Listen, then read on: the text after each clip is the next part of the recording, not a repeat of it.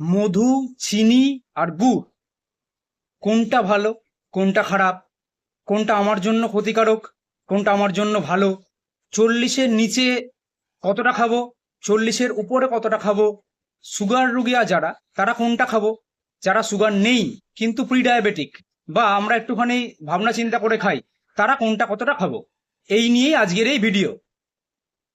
প্রথমেই আসি মধুর কথা। মধু টোটালি ন্যাচারাল। কেন?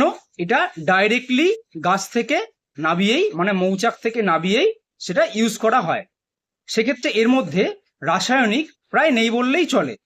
হ্যাঁ, যখন প্যাকেজড হয়ে আসে তখন খানিকটা থাকে, কিন্তু তুলনামূলকভাবে বাকি দুটো অর্থাৎ গুড় এবং চিনির তুলনায় এটা ভালো। দ্বিতীয় হচ্ছে গুড়। গুড়ে এটাকে সেমি ন্যাচারাল বলা যেতে পারে, কারণ খুব সামান্য পরিমাণ রাসায়নিক ইউজ হয়, সামান্য, যেহেতু এটা অনেক দিন থাকে তার জন্যে, কিন্তু চিনির তুলনায় অনেক ভালো। আর চিনি আমরা ছোটবেলা থেকে জেনে আসছি আখের রস দিয়ে তৈরি হয়, কিন্তু বর্তমানে যে বাণিজ্যিক চিনি অর্থাৎ আমি আপনি যে চিনিগুলো খাই সেটার মধ্যে কিন্তু আখের রস প্রায় নেই বললেই চলে। এটা টোটালি রাসায়নিক। সুতরাং এটা আমার শরীরের জন্য এই দুখানার তুলনায় অর্থাৎ মধু এবং গুড়ের তুলনায় সব থেকে ক্ষতিকারক। এবার আমার শরীরের কথায় আসি, আমার আপনার শরীরের কথায়। শরীর কিন্তু দেখে না যে কোনটা, মানে দেখে কিন্তু তুলনামূলকভাবে ও মেনলি যেটাকে বিবেচ্য বিষয় হিসেবে তুলে ধরে সেটা হচ্ছে গ্লুকোজ। মধু, চিনি এবং গুড় তিনটের মধ্যেই গ্লুকোজের পরিমাণ যথেষ্ট বেশি থাকে। সেই কারণের জন্য অ্যাভয়েড করাটাই ভালো। শরীর দেখে যে আমি কতটা শর্করা অর্থাৎ গ্লুকোজ পাচ্ছি, মিষ্টি কতটা পাচ্ছি, সেটাই আমাদের শরীরের বিবেচ্য বিষয়। এর বেশি নিলে ইনসুলিন রেজিস্ট্যান্স তৈরি হয়, অর্থাৎ আমার আপনার বডি যে ইনসুলিন সিক্রিশন করে সেটা আর তখন কাজে লাগে না। এবার তুলনামূলকভাবে যদি বলতে চাই যে 40 বয়সের ওপরে আর নিচে, 40-এর নিচে খুব বেশি হলে ওই ধরুন পার ডে 1 থেকে 2 চা চামচ খাওয়া যেতে পারে। অনেকে আবার কি করেন যে মধু তো ন্যাচারাল, তাহলে মধু আমি একটু বেশি খেয়ে নিই, কিন্তু তাতে করে ক্ষতি কিন্তু এড়ানো যায় না। তাই জন্যে যাদের বয়স 40-এর কম তারা পার ডে প্রতিদিন 1 থেকে 2 চামচ চা চামচ অর্থাৎ 5 ml খেতে পারেন।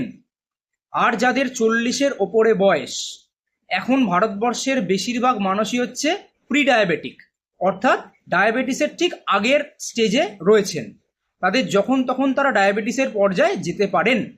তাই জন্যে সপ্তাহে 1 চামচ বা 2 চামচ খাওয়াটাই বুদ্ধিমানের কাজ, তার বেশি আমরা কেউ খাবো না। বোঝা গেল? আবার রিপিট করছি, 40-এর কমে পার ডে 1 চামচ খাওয়া যেতে পারে, আর 40-এর ওপরে হয়ে গেলে প্রতি উইকে 1 থেকে 2 চামচ খাওয়া যেতে পারে। আর ডায়াবেটিস রুগীরা ডেফিনেটলি খাবেন না, কোনো প্রয়োজনই নেই। বিশেষ করে যেটাই আপনার জিভে মিষ্টি লাগে সেই জিনিসটাকেই অ্যাভয়েড করাটাই সব থেকে আমার আপনার শরীরের জন্য ভালো। তাতে সুগারের লেভেল কম থাকে, মেদ কম জমে, সব দিক দিয়েই ভালো। আর বাকি দুটো জিনিস বলবো, সাদা জিনিস যেটা আমরা অ্যাভয়েড করার চেষ্টা করব, এক হচ্ছে ময়দা জাতীয় জিনিস, আর দ্বিতীয় হচ্ছে এক্সট্রা নুন। সে অনেকে ভাবেন ভাজা নুন বোধহয় ভালো, কিন্তু সেটাও নয়। এক্সট্রা নুন, রান্নায় নুন ওকে, কিন্তু এক্সট্রা নুন আমরা কেউ খাবো না।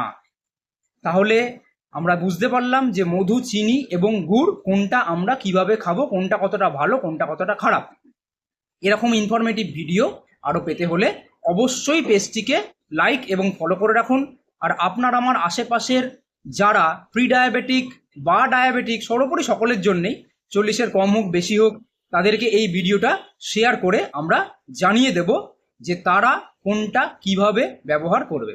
ধন্যবাদ।